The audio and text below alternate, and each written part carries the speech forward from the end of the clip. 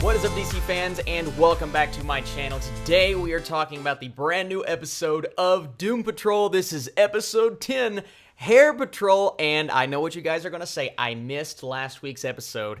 Well, as I always say, my excuse is there's just a lot going on in the world of movies, but you know what? I'm going to start out by hitting on Jane Patrol and then get into this week's episode. So in Jane Patrol, we really got part of a story that is continued in episode 10, and I found it so cool the way the storytelling that went into telling this two-part story that really is one gigantic thing. I really loved how they went about it. Jane Patrol explored the mind of Crazy Jane and dove deep into her psyche, all of the different personalities. And at first I was like, all right, they have different actresses playing different roles and they're all the different personalities. I wanted to see the actress, and this is too much to ask for, obviously, with this budget, but play all of the different roles. But as soon as I got into it and accepted the fact that there's just a lot of green screen work that goes into that, I was okay, and I really enjoyed exploring her mind and having that person to grasp onto, aka Robot Man, who is, you know, I keep saying it, I'm going to continue to say it, he is my favorite character.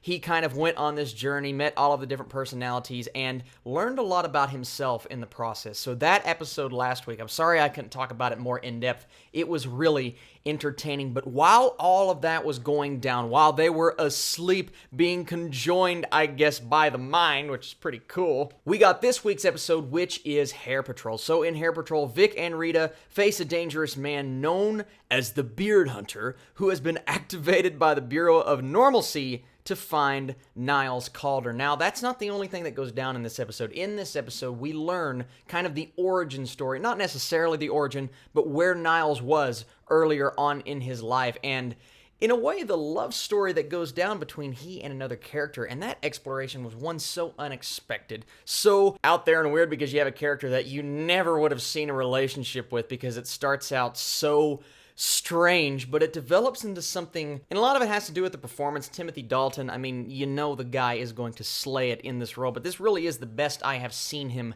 as Niles, because he gets emotional and you learn where he comes from. And that conversation at the end with Mr. Nobody, I thought was one of the best conversations I've seen all season in any of the episodes, and I love seeing the point of view from both of them and realizing why Niles maybe isn't the best guy that we thought he was. We've been getting hints throughout all of the episodes that he is not who he says he is, and I still think he is a good guy at heart deep down, but there are some very sketchy things about his character, and I believe our characters are slowly starting to learn that. And it was also nice to see Mr. Nobody again, because I've missed him. And let me tell you, the guy that plays Beard Hunter, the ridiculous introduction that he gets sitting on his mother's couch as they're yelling at each other and he's explaining how he's on the ketogenic diet, which is funny because I'm on the ketogenic diet. Maybe I'm the Beard Hunter.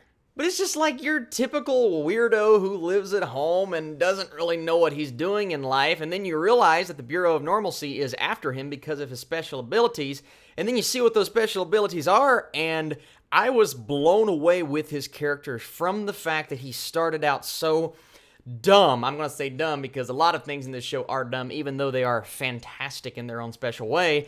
And then he turns into this character that is so entertaining and fun and funny. One of the funnier characters I've seen in this show, guys. I was really impressed with this plot. How you could take something so silly, the fact that he breathes in these hairs and these follicles of other people and realizes where they are and things about them. And I'm still not 100% sure on his powers. If you guys know all of his powers, or if you're familiar with his character from the comic books, I would love to see that in the comments section down below. And this is a spoiler video, so you're free to talk about whatever you like.